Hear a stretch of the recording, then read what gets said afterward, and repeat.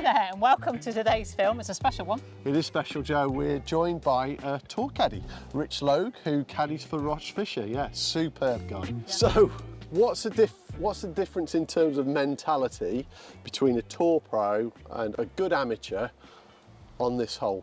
So we can't see the green. Right. Obviously, I know this hole, and the trees on the left since I was a junior have grown up like dramatically, you know, unrecognisable. It used to be quite a small plantation on the left, so when they planted those trees, you hit it in there, you could drop it out. But now, obviously, they're a factor. So I would say a Tour Pro playing this hole would be looking at that left side and just thinking, well, the carry is probably, I don't know, 230 yards over that left corner. Yeah.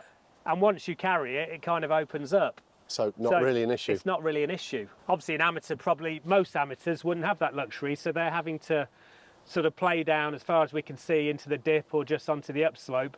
And then it's actually a harder tee shot because you've got trees left and right. Yeah. So a Tour Pro be kind of licking their lips thinking, well, good drive, it's a flick to the green. And amateurs thinking, well, this is a tough tee shot, I've got to kind of step up and hit the fairway here. Total different mentality, isn't it? Absolutely, totally different. Gone for it. See, I took the Tour Pro's approach, not realise I can't carry it 280.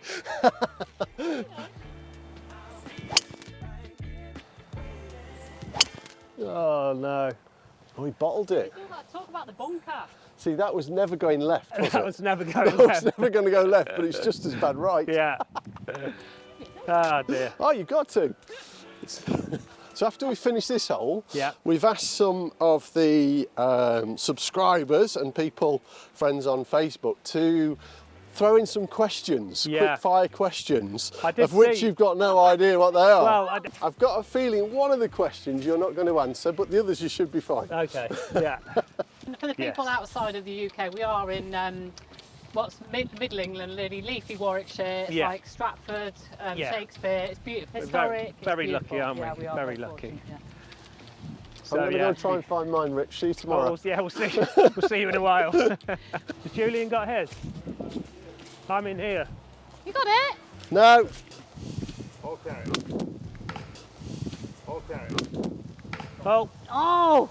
Straight into the tree. Oh no, Julian! Nobody wants to hear that, do they? Straight into the tree. Mud off the ball.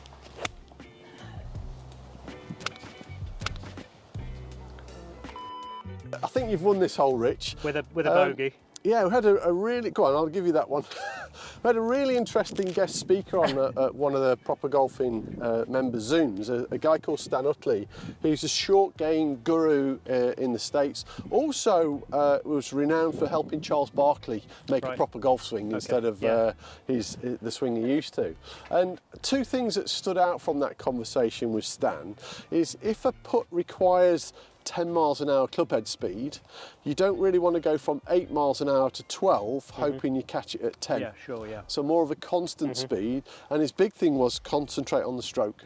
Yeah. And then look once your ball's on its way. But if you start looking to the hole before you finish your stroke, chances are you're not going to hit the putt. So yeah, Stan's a really interesting guy. Interesting. So we'll head towards the next tee, but Joe has got 10 questions from some of the subscribers. Quick fire questions that hopefully you've got some interesting answers for. Okay. I was just asking you about the weird foods on tour. Now, what's the you know, do each player have like weird things that they eat, or? Nothing really sticks out. I mean, I think Jesper Parnevik was renowned for kind of eating some kind of volcanic dust, but generally nothing. I mean, the different nationalities will try and source out their Thai food, or you know, they might have their own cooks for certain weeks, and the big tournaments, the Opens, they might have a chef.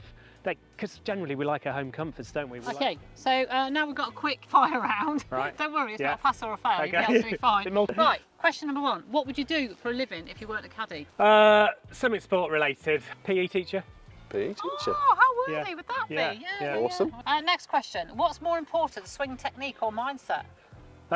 Good question. I'd say swing technique. Oh no! Only because if you didn't have swing technique in the first place, the mindset would be irrelevant. I like that. You're on my wavelength. We're always disagreeing in our house about that. We're always disagreeing. I appreciate how important the mindset is, 100%. Wow. How do you handle it if a decision is overruled?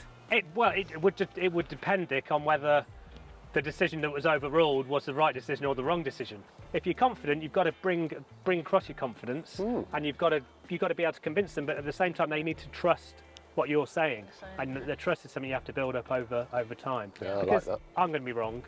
You know, that happens. You know, probably multiple times per tournaments. You know, it's a game of variables. Hopefully you're right more times than you're wrong. Jeff in the US, Yeah. how different are tournament greens to normal greens that golfers play on? They vary hugely in Europe. I mean, for example, in Prague recently, the greens were nice, but they were really, really slow.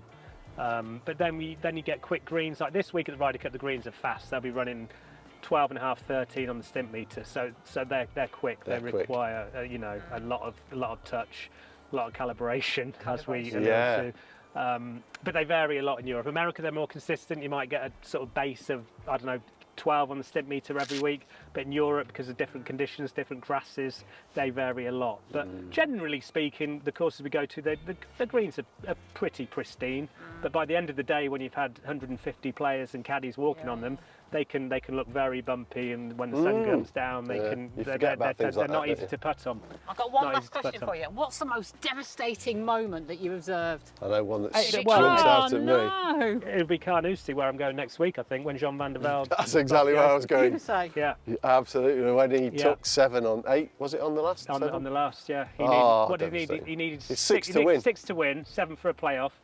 He made a 7, but you talk about mindset and kind of out-of-body experience. That is a prime example. He completely lost his mind, lost everything. See, I don't like this hole. Nails it right down the middle. Have you noticed that we've changed tees?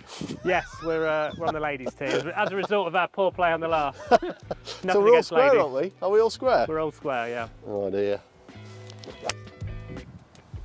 That's fine. Oh, very safe. It's very safe, Very isn't it? safe. So I've got a bit of a tricky shot here. Downhill lie, ball normally moves right to left. Yeah. I've got a tree that I've got to go over, the corner of it. I'm going to try and fade it off a downhill lie, off a ball above my feet lie. So easy then, yeah? Easy shot really, Rich. Yeah, nice and simple.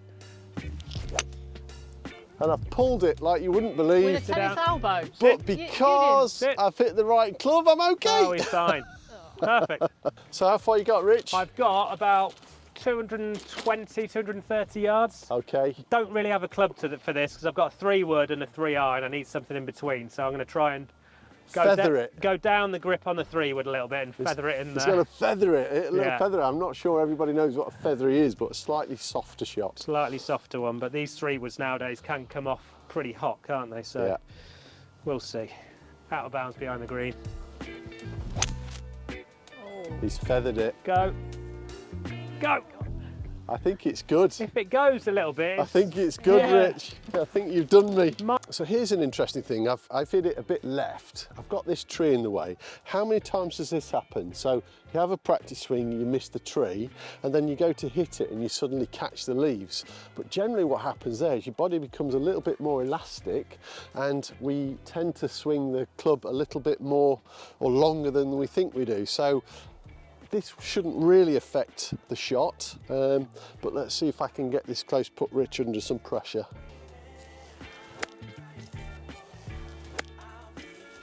Go, go, go! Oh, I didn't hit it hard enough. Oh, I've opened the door.